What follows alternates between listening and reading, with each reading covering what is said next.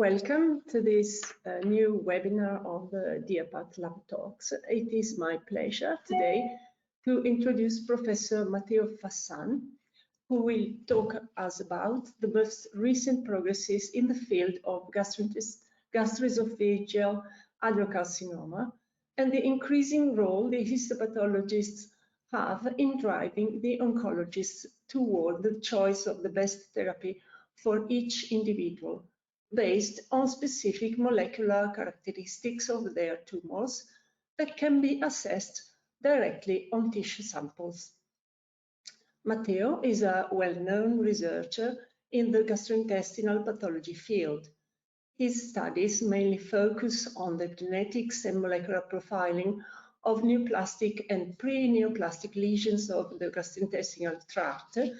On these topics, he has authored or co-authored more than 500 scientific papers published in international peer-reviewed journals. Currently, Professor Matteo Fassan is full professor and director of the postgraduate specialization school in surgical pathology at the Padua University in Italy, and he is also president of the Faculty of Biomedical Science. Before we start listening to him, I would like to ask you to contribute your questions. Any questions is very welcome and very precious to us. And Professor Fassan is really very approachable, and he's more than happy to be given the opportunity to clarify concepts or to expand on what he will be presenting shortly. And now it is time to give the floor to Matteo Fassan. I've never taught my students anything. I just try to put them in the best conditions to learn.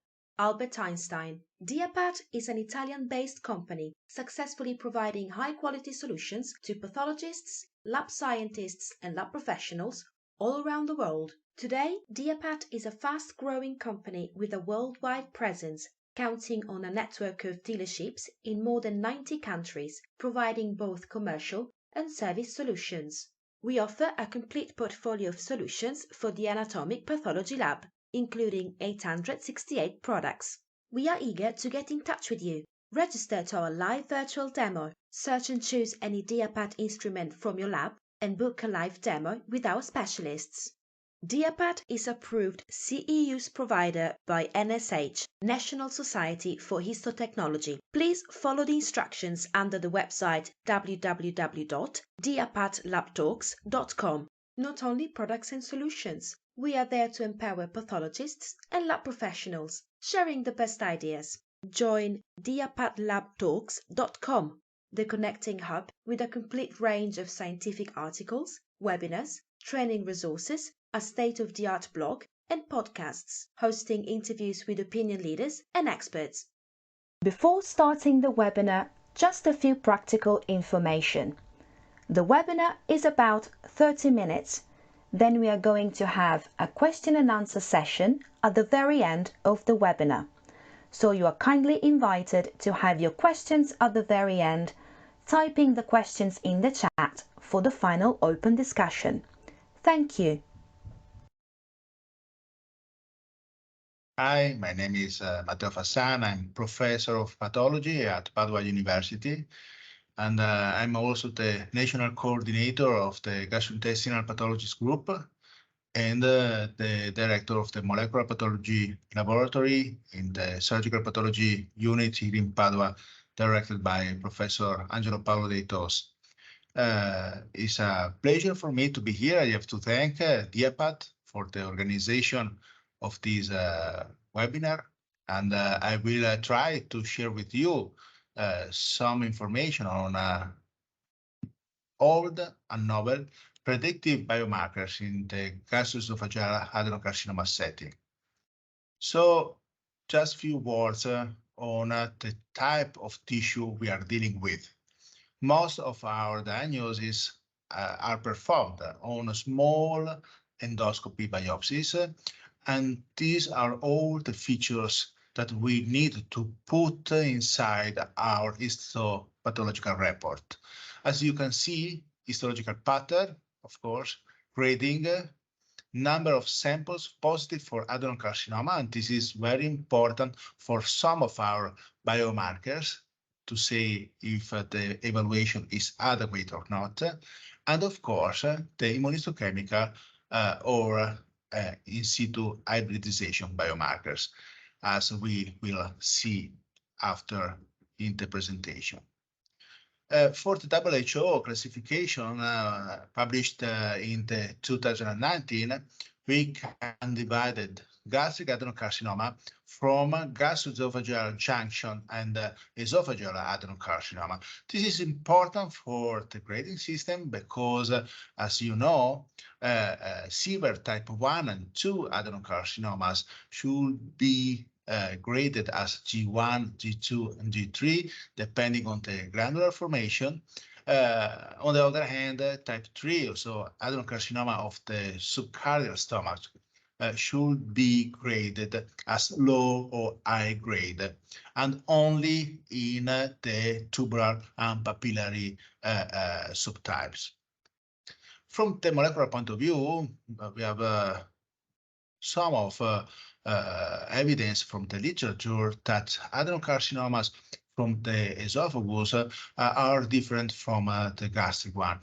This is an interesting paper published years ago in Annals of Surgery, demonstrating that by gene expression profiling, we can define a different gene expression profile from esophageal adenocarcinoma to gastric adenocarcinoma. However, most of the studies so far are based on what the Tumor Cancer Genome Atlas, the Human Cancer Genome Project, told us in these two seminal papers published in Nature in 2014 and in 2017. As we know, we can divide gastric adenocarcinoma in 4 main molecular subtypes: Epstein-Barr virus associated, microsatellite instability, genomically stable, or chromosomal instability. It's important to note that both ABV and MSI tumors can be treated by immunotherapy today. Genomically stable are usually poorly cohesive in histotype, and they have a fusion in which one of the partner is Claudin 18, a new biomarkers of which we will talk after in the presentation. The chromosomal instability subtype is enriched in HER2 amplification. So based on the TCGA data, we can apply the biomarkers which are fundamental in the therapeutic scenario of our gastroesophageal adenocarcinomas patients. As you can see here by this beautiful review paper by Nakamura, published a couple of years ago in Nature Reviews Clinical Oncology, you see that in the first line, our oncologists that can apply anti-HER2 or immunotherapy in our patients. So the 2 biomarkers they need as soon as possible are the evaluation of HER2 and the evaluation of PD-L1. In second line, they can use immunotherapy dealing with the evaluation of alteration in the MMR system or microsatellite instability. And of course, you can see that also Epstein-Barr virus evaluation can be performed in this diagram.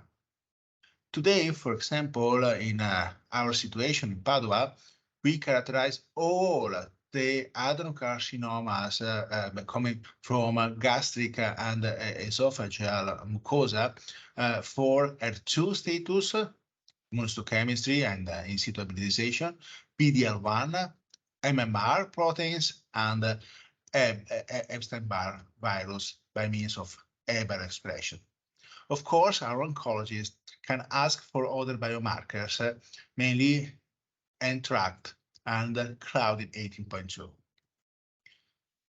We have a big problem which is the amount of sample in endoscopy biopsy is not so high. Usually, we are dealing with a 1 millimeter biopsy. Of course, we are using some of these sample for the normal diagnostic process, hematoxylin and mucin, and some immunohistochemical staining. And of course, we have to perform a lot of other predictive biomarkers. Moreover, if a clinician, an endoscopist, is taking a high number of biopsies, not all of them are enriched in adenocarcinoma samples. For example, in this case, you see this is an adenocarcinoma from the gastroesophageal junction in the cardia. We have 1, 2, 3, 4, 5, 6 biopsies, but 2 of them are inadequate for the biomarker evaluation. For example, this one, in which you see a lot of necrosis and inflammation, or this one, which is characterized by a dysplastic lesion, so a non-invasive neoplasia, which is not to be assessed for biomarkers in the metastatic setting. Starting with all biomarkers, we have to start with HER2. HER2 from the TOGA trial is the king of biomarkers in the gastroesophageal setting. We know that we have to assess HER2 by immunohistochemistry, and we have 2 different evaluation scales depending on if we are dealing with small biopsies or surgical specimens. In the case of HER2 3+ or HER2 2+, but with an amplification evaluated by in situ hybridization analysis, the patient can undergo 2 anti-HER2 targeted therapies. HER2 negative cases and HER2 low cases, which are characterized by a low expression of HER2, 1+ or 2+, but not amplified by in situ hybridization, are actually not treated by anti-HER2 targeted therapies. A big problem is intratumor heterogeneity. These are 3 biopsies of a gastroesophageal junction adenocarcinoma. You see in this biopsy a 3+ positivity, and in the other one, the tumor, which is completely negative for HER2. So we have to deal with at least 6 biopsies to have an adequate evaluation of HER2 status in our tumors. Some authors also suggest to assess HER2 in all the samples we have of the patient, also because of this intratumor and intertumor heterogeneity.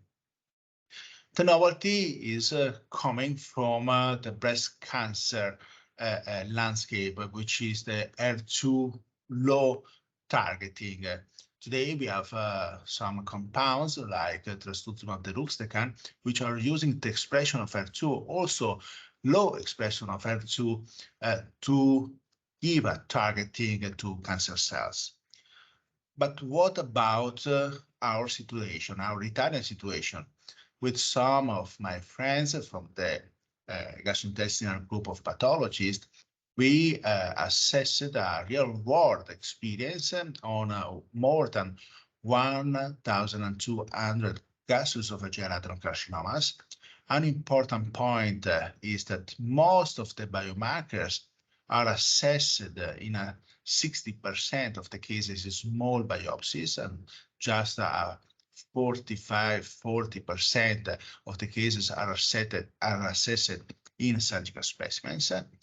And if we are looking for HER2, you see that our prevalence of HER2 positive or amplified is around 12%, but we have a further 28% characterized by a low HER2 expression. So we can have more than the 32% of samples of tumors that can be treated by anti-HER2 targeted therapies. Of course, we have problems according to the samples we are testing. Small biopsies have a higher prevalence of HER2 low expression, and another big problem is the interpathologist variability. So we have to work on educational programs on HER2 evaluation, HER2 low evaluation. What about the relationship with other biomarkers? As you see here, there is no significant relationship between HER2 low, PD-L1 ever, or MMR deficiency. What about PD-L1? PD-L1, we know this is one of the first papers published dealing with the anti-PD-1 inhibition in the gastric cancer setting, in which the authors in this Kim and colleagues paper published in Nature Medicine 2018 demonstrated that most of the tumors which respond to immunotherapy were positive for MMR deficiency or microsatellite instability, and or Epstein-Barr virus association. But both of the molecular alterations were associated to the biomarker, which is PD-L1 overexpression. So PD-L1 is becoming an important predictive biomarker in the gastroesophageal adenocarcinoma setting, and not only in the adenocarcinoma setting, but also in the squamous cell carcinoma of the esophagus. With my friends of the Italian group of gastrointestinal pathologists, we published a couple of review papers for our colleagues how to deal with PD-L1, because this evaluation is not always so simple. We have to know that PD-L1 is not expressed only in on cancer cells, but it can be expressed also in leukocytes, and of course is a main partner of the PD-1, PD-L1 immune checkpoint protein. We can detect PD-L1, we can evaluate PD-L1 with different types of evaluation setting, like CPS, so combined positive score, TPS, tumor proportion score, or EC. For gastroesophageal adenocarcinoma, we are applying the CPS, which is the number of PD-L1 positive cells, tumor cells, lymphocytes, macrophages, no plasma cells, no granulocytes, divided by the viable number of cells per 100. A tumor is defined PD-L1 positive if it's characterized by a CPS of equal or more than 1, but today we have different cutoff depending on the compound we are using for the treatment of the tumor. A big problem is that we have different clones detecting PD-L1, and the different clones have different diagnostic performances. This is a beautiful review paper by Dolozov, published in 2021, demonstrating that there is an overlap, significant overlap between 22C3, 28A8, and also SP263, but SP142 clone, which is used in the breast cancer setting, should not be adopted in the testing of gastroesophageal adenocarcinoma samples. As for the cutoff, in our review paper, we published the current cutoff today applied for the treatment of this patient with immunotherapy. You see there are differences between adenocarcinoma and squamous cell carcinomas. There are differences between the two main immunotherapeutic compounds today applied to our patients. The most important point from my point of view is to give the CPS actual number because, of course, this cutoff can change during the time. What about adequacy in small endoscopy biopsies? Similar to what observed for R2, more biopsies we are dealing with, more consistent we are with the PDL1 evaluation on the surgical specimens. 5-6 biopsies is the magic number of biopsies we have to test for the biomarkers. Of course, we can have many differences in PDL1 expression between primary and secondary tumor, and also between the different metastatic sites.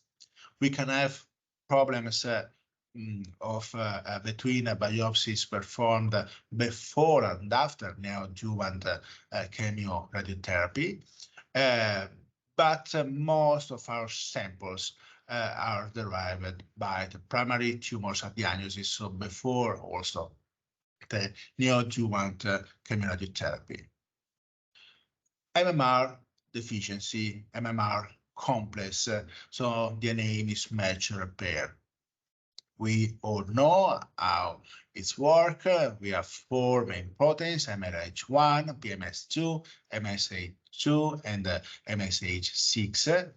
This is a mixed type adenocarcinoma with a tubular low-grade pattern and also a poorly cohesive pattern of growth. If we are performing MMR immunoprofiling, you see that the two different components have different immunoprofiles. The low-grade adenocarcinoma is characterized by a loss of the heterodimer MLH1, PMS2, whereas the poorly cohesive tumor is characterized by the retirement of the two proteins. So also in this setting, we can speak about intratumor heterogeneity of the biomarker. Another important point is that most of the biomarkers in the Helicobacter pylori setting are occurring during a multi-step cascade, the Correa cascade. And we can have multiple lesions, but also the coexistence of gastric dysplasia. Gastric dysplasia can be characterized by the loss of the proteins of the DNA mismatch repair complex. So we have to be very careful in the evaluation of this type of biomarkers. So I would suggest that a dedicated gastrointestinal pathologist should be the person in charge for the evaluation of biomarkers in the gastroesophageal cancer setting. I will not say an expert gastrointestinal pathologist because I don't know who is an expert gastrointestinal pathology. We don't have a master or something like that. A dedicated, so the person in charge in the institution with gastrointestinal pathology should be the person dealing also with the biomarker evaluation. Epstein-Barr virus. Epstein-Barr virus status, as we already observed in the Kim Nature Medicine paper in 2018, was associated with a good responsiveness to immunotherapy, not because of the high amount of mutations like we observed in microsatellite instability tumors, but because Epstein-Barr virus is performing a cytokinic milieu dealing with an upregulation in expression of the PDL1. We have a problem dealing with the different ethnicities. In the Caucasian, the prevalence of ABV-associated adenocarcinoma is around 3-5%. In the Asiatic population, you see that the prevalence is significantly higher, 9 to 15%. Of course, in this case, we are dealing with the adenocarcinoma, so we should see the presence of the virus inside the tumor cells. Here on the left, you see a Epstein-Barr virus ever positive adenocarcinoma with the gastric mucosa, which is completely negative. Here you see the cells of the cancer, which are positive and are surrounding these atrophic gastritis glands. This is an Epstein-Barr virus negative tumor, but with a positivity in the plasma cells. So EBV positive gastric cancer is identified only by the presence of the virus within the gastric cancer nuclei. Claudin 18.2. This is a new biomarker. It's becoming even more important in the last month. Claudins are the junction proteins. We have different types of these proteins. Among the others, Claudin 18 is characterized by two different isoforms, which are tissue specific. For example, Claudin 18.1 is characterizing healthy lung tissue, whereas Claudin 18.2 is found in healthy gastric epithelial cells. How to detect Claudin expression? By immunohistochemistry. We can use an immunohistochemic staining, and the definition of a tumor positive for Claudin 18 is the presence of at least 75% of tumor cells with a moderate to strong immunoreaction. This is today's cutoff, but of course also here we have to be very careful because this cutoff can be changed during the time. Of course, we have a internal control, which is normal gastric mucosa, as you can see here in the left and in the center. Don't use intestinal metaplasia as a positive control. Intestinal metaplasia can be positive, but can also be negative. What about prevalence? This is one of our papers published a couple of years ago in gastroesophageal and gastric adenocarcinomas. We found that 30–35% of tumor positive for Claudin expression. But also here we have a problem already observed for HER2, intratumor heterogeneity. In this case, you see two small biopsies, one completely positive for Claudin, another one completely negative for the biomarker. We have a 40% of tumor characterized by intratumor heterogeneity. And so also here, the question is, which is the magic number of biopsies I have to use for an adequate evaluation of the biomarker? And also here, the magic number is 6. So 6 biopsies is the number you have to use to adequately evaluate HER2, PD-L1, and Claudin 18. What about the concordance between primary tumor and the metastatic size is very good because we demonstrated 82% of concordance, as these authors, they and colleagues published this paper this year in cancer cell pathology in effusion specimens, and you see also here the concordance was around the 84% between the effusion specimen, so cytology, and matched surgical specimens of the tumor. What about the clinic? We published a couple of years ago this paper with more than 350 tumors. There is no association with the prognosis, so Claudin 18.2 is just a predictive biomarker. We observed a lower age of the patient, peritoneal involvement, and also an association with the poorly cohesive histotype. This year, Kubota and colleagues published a similar paper in the Asiatic population in ESMO Open. Also, they found no association with prognosis and only association with Borman type 4, KRAS amplification, low CD16 and high CD68 expression. If we look at the literature about Claudin expression and association with other biomarkers, there is no association. This is demonstrated by both the Kubota, the Pellino, and the GIA paper, which are the main paper published so far on this topic. Of course, we can have easy samples like this, which is a tubular adenocarcinoma completely positive for Claudin, or this, which is a low-grade tubular adenocarcinoma. But be careful because, of course, you see here normal glands entrapped by the tumor, which are strongly positive for the junction.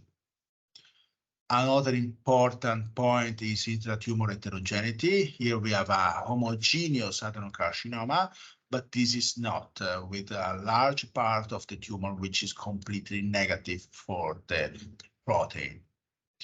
What about metastatic sites? This is a peritoneal metastasis. It's very easy here because you see that all the cells, all the tumor cells are positive for Claudin expression.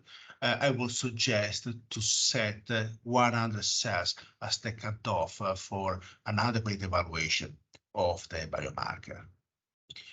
What about the staining intensity? Of course, we have the normal glands as a strong positivity for Claudin, and here you see that in the tumor cells, the intensity of the staining is not as higher as what we can observe in the normal glands. So take this as a reference for strong expression. Dysplasia, no data so far on that. Here you see normal glands positive for Claudin, poorly cohesive adenocarcinoma completely negative. Also the dysplastic epithelia, you see some faint expression, but is actually negative for Claudin expression. What about other future biomarkers? The future biomarkers are EGFR, FGFR2, and MET. So biomarkers already known and already demonstrated within the Human Cancer Genome Project, the TCGA and the ICGC projects. This is a paper published by Zhang in Cancer Discovery 2018. But from these preliminary data, we had the opportunity to have a new class of biomarkers, so the anti-FGFR2, and not only FGFR2, but an isoform of FGFR2, which is the FGFR2b. How to test for this new biomarker? By immunohistochemistry. By immunohistochemistry, you see some of the examples published so far. We can use also in situ hybridization because the overexpression of the isoform is associated with an amplification of the gene. So we can use both immunohistochemistry and FISH for the evaluation of this biomarker. Liquid biopsy is important also in the gastric cancer setting and will become even more important in the next few years. First of all, because we observe that gastric adenocarcinoma is heterogeneous by the phenotypical point of view, but also by the molecular point of view. So the liquid biopsy approach can be comprehensive in the evaluation of the biomarkers. Of course, we cannot see any relationship between the tumor cells and the immunocells. So immunotherapy still requires the analysis of the tissue. Another important point is also that liquid biopsy can accelerate innovation in precision medicine, as demonstrated in this beautiful article by Nakamura a couple of years ago, in which the turnaround time of liquid biopsy was significantly lower than the turnaround time of the biomarkers testing performed in the tissue samples.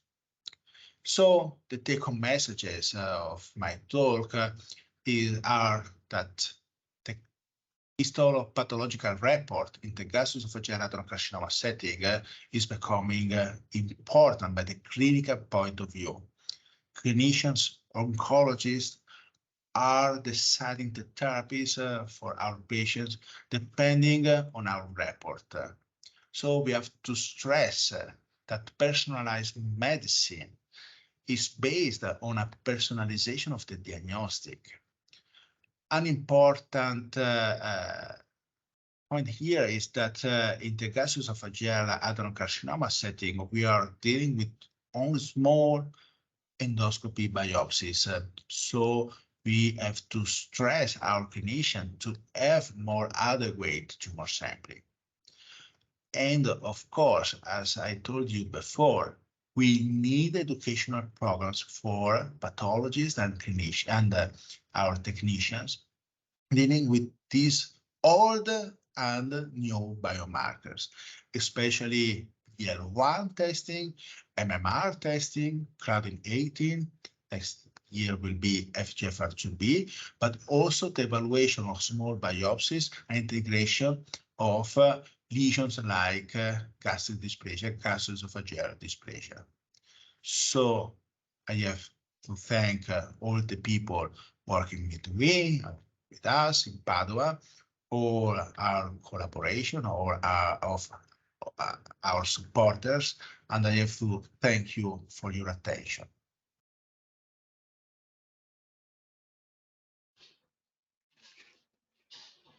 Okay, many thanks, Professor Fassan, for your very interesting presentation containing a lot of useful and updated information. Now it is time for the question and answers session. And to break the ice and to give time to the audience to pose their questions, I will start with a few questions myself. So, Matteo, could you give us more information about the difference between gastroesophageal adenocarcinoma and gastric adenocarcinoma that have determined the choice of the WHO to separate these two entities? First of all, thank you, Antonella, for the kind presentation, and you have to thank DIAPAT again for this opportunity. It's an honor for me to be here, and gastric and gastroesophageal adenocarcinoma are really not topic in gastrointestinal oncology, and not just in gastrointestinal. So there are many differences between the gastroesophageal and gastric adenocarcinomas. First of all, the etiology. So gastric adenocarcinoma mainly occurs within the frame of an Helicobacter pylori infection. But today we know that we are moving from a more distant intestinal type adenocarcinoma to a more proximal, poorly cohesive histotype.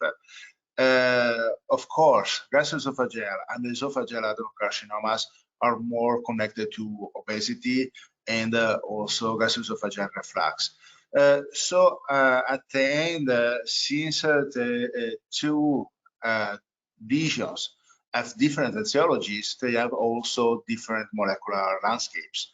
And if you see what we learned by the TCGA papers published in Nature, we know that in gastric adenocarcinoma we have a prevalence of ABV-associated tumors. Instead, you cannot see any lesion associated with Epstein-Barr in the esophagus. And on the other hand, you will have a higher prevalence of HER2 amplification. So at the end, the WHO classification published in 2019 decided to consider gastric cancer and esophageal adenocarcinoma, comprising also gastroesophageal junction adenocarcinoma, as two different entities. By the diagnostic point of view, as I tried to show you, the problems are similar, because in both of these regions, we are dealing with small biopsies. And these biopsies, in most of the cases, are the only material we will have for these tumors. So today we are talking about immunohistochemical biomarkers. Tomorrow maybe we will have to deal with next generation sequencing approaches. And thus I think that we have to change our clinical practice, and we have to start asking a more adequate sampling of these type of lesions. For example, the prevalence, the number of second biopsies, especially from a metastatic sites, is very low in comparison to colorectal adenocarcinoma. We have just small biopsies from the peritoneum in some instances, but are not so adequate for a comprehensive genomic profiling, for example. So maybe we have to rethink about gastroesophageal adenocarcinoma performances in the frame of a more adequate tumor sampling, because the number of biomarkers is increasing very fast. Okay, in your answer, you have stressed a very important topic. So in GI pathology, the endoscopists choose and sample the most informative areas. They are doing the macroscopical evaluation, which is normally part of the surgical pathologist's activity, talking about surgical specimens. Endoscopists and pathologists work like right and left hand of the same body in this field. What do you suggest to do to increase the cooperation, the local cooperation of endoscopists in terms of number and right side of the samples? So I have to say that I'm a very lucky pathologist, because I'm working in a big center dealing with a very high quality gastroenterologist. But the main problem is that most of the pathology units are referring to different gastroenterologic units. And you have to think that in this frame, the biggest hospital we have for gastric cancer is the territory. This is the largest hospital we have, and not all the gastroenterologists know the importance of an adequate sampling. So for the future, in the educational programs, we have to include also these people, gastroenterologists, but also surgeons, because some of the gastrointestinal endoscopy are performed by surgeons, to give to them the idea on how it is very important their work. Another important thing is that in most of the cases, we don't have an adequate number of biopsies to be evaluated. As I showed you previously, we need at least 6 biopsies to have an adequate evaluation of HER2, PD-L1, and also Claudin. This is because, of course, it's easy for us to ask more samples. It's not easy when you have to deal with the patient, because, of course, the patient is breathing, is living under your hands, and it's not always so easy to have an adequate sampling of a tumor. In some instances, which is bleeding, is very large, and so it's difficult also to have an adequate evaluation by the bioptic point of view. But we have to work on this. Some of our colleagues are also referring to the different forceps for the biopsies according to different histotypes. You have to think that in gastric adenocarcinoma, we have two main tumors, which are intestinal type and poorly cohesive. They, for the WHO classification, are 5 different histotypes, but by the historical point of view, we know that we can divide gastric cancer in the intestinal type and poorly cohesive. And in the poorly cohesive subtype, we can have what we call linitis plastica, in which we can have a lot of biopsies, but they cannot be representative of the tumor. So we should use a more deeper forceps to have a more adequate quantity of the tumor. Another important point, where to take the biopsies, not in the center of the tumor because it's necrotic, but in the rim of the tumor. Of course, most of intestinal type adenocarcinomas are growing within a dysplastic lesion. So the pathologist should know how to recognize dysplastic lesion and the invasive counterpart. Okay, I asked the audience to give some of their questions, and I go on with a couple of questions more from myself. So what would you suggest to do to a histopathologist dealing with a case of gastroesophageal adenocarcinoma, but working in a lab where immunohistochemistry only is available?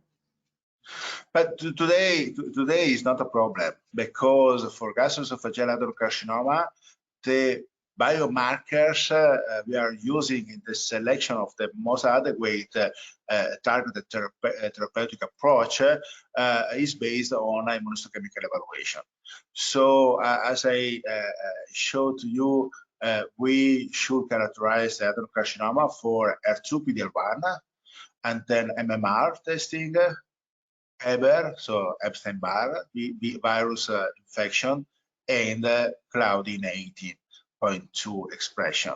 So all of these biomarkers are immunohistochemical staining or in situ hybridization, so we don't have any problems. In the future, of course, we will have to deal with next generation sequencing. And I think that in a couple of years, liquid biopsy will become also very important because of the phenotypic and molecular intertumor heterogeneity we see in gastric and gastroesophageal adenocarcinoma. So liquid biopsy can be more comprehensive in the evaluation of the molecular signature of our tumors. On the other hand, of course, with liquid biopsy, we miss the information regarding the inflammatory status of the tumor, PD-L1 status. And so today, I think the first part of next year, we will have a combination of liquid biopsies approach plus immunohistochemical evaluation. So today is not a problem. The main problem is regarding PD-L1 testing at the different clones. So I showed to you that we can use 28.8 and 22C3 as a same antibody. Some authors are saying that 28.8 is better for gastric adenocarcinoma, but of course not all the laboratories can choose between these two antibodies. Similar results we have with the SP263, but you cannot use SP142. This antibody has to be used just for breast carcinoma. So the most important thing is that if I'm working in a laboratory which cannot perform PD-L1 with 28A or 22C3 or SP 263, I have to send out the sample to have an adequate evaluation of the biomarker. Okay, so would you include all the immunohistochemical markers mentioned in your talk in the mandatory list for gastrointestinal pathology? This is a, would you prioritize? This is a great question because, as I told to you, gastric cancer is heterogeneous, but of course, our health system organization is more heterogeneous than the tumor. So we have to understand that the evaluation, the immunohistochemical cost of these biomarkers is relatively high for a surgical pathology laboratory. And in some, for example, we have to think about the Italian situation. In some of the region, we cannot perform all this staining. If I have to choose, I would suggest to prioritize PD-L1 and HER2 today.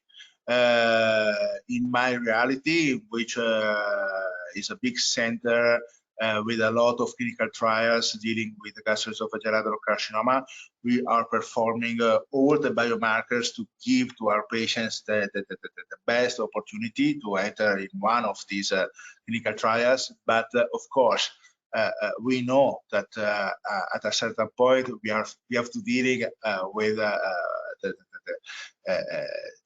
real world practice. And in the real world practice, the most important thing is to make a good diagnosis, adenocarcinoma, reflecting, of course, the WHO 2019 mandatory histopathological parameters, HER2, PD-L1, because today HER2 and PD-L1 are first lane, are deciding the first lane treatments. So we have to put all together our histopathological and immunohistochemical evaluation for this type of tumors.